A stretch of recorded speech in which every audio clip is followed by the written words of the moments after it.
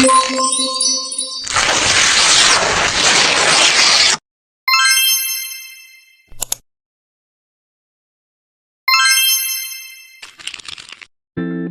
Rotasi benda tegar. Benda tegar didefinisikan sebagai benda yang tidak mengalami perubahan bentuk ketika suatu gaya dikerjakan padanya. Contoh dari benda tegar yaitu gasing yang berputar pada porosnya.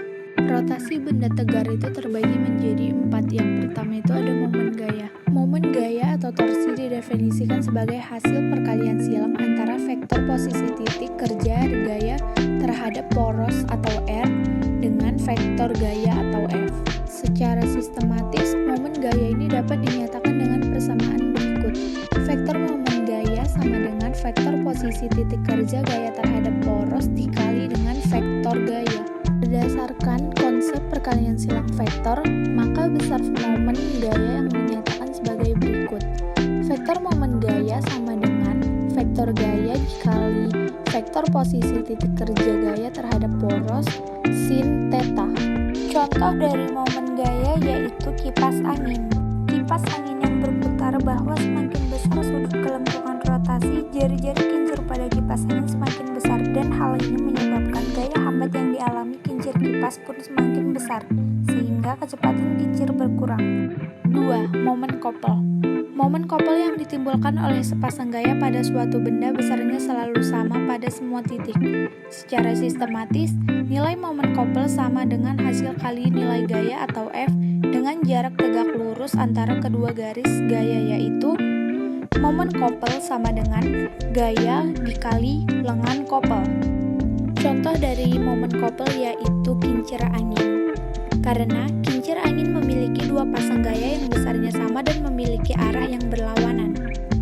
3. Momen inersia. Momen inersia sebuah partikel yang berotasi pada porosnya didefinisikan sebagai hasil kali massa partikel dengan kuadrat jarak partikel terhadap sumbu putarnya atau porosnya. Secara sistematis, momen inersia dapat dituliskan sebagai berikut. Momen inersia partikel sama dengan massa partikel dikali dengan jarak partikel terhadap porosnya. Contohnya yaitu karpet. Saat kita memukul karpet dengan tongkat, karpet mulai bergerak tetapi partikel debu di dalamnya tetap dalam keadaan inersia awal. Pemukulan karpet yang berulang-ulang menyebabkan partikel debu berjatuhan sehingga membuat karpet kita bersih. 4. Momentum sudut. Momentum sudut didefinisikan sebagai vektor hasil kali momen inersia dengan kecepatan sudut. Secara matematis, momentum sudut dinyatakan sebagai berikut. Momentum sudut sama dengan momen inersia dikali kecepatan sudut. Momentum sudut merupakan hasil perkalian silang atau cross product dari vektor posisi partikel terhadap poros atau R dengan momentum linier partikel atau P. Rumus momentum sudut hasil perkalian silang yaitu momentum sudut sama dengan poros dikali dengan linier partikel. Contohnya yaitu tari balet. Tari balet terkenal dengan gerakannya yang berputar dan bertumpu pada satu kaki. Ketika gerakan ini dilakukan, biasanya penari balet akan menarik tangannya ke arah dada. Hal ini dilakukan agar putaran lebih cepat terjadi. Kecepatan putaran penari balet bertambah sebab momen inernya berkurang dan kecepatan momennya bertambah.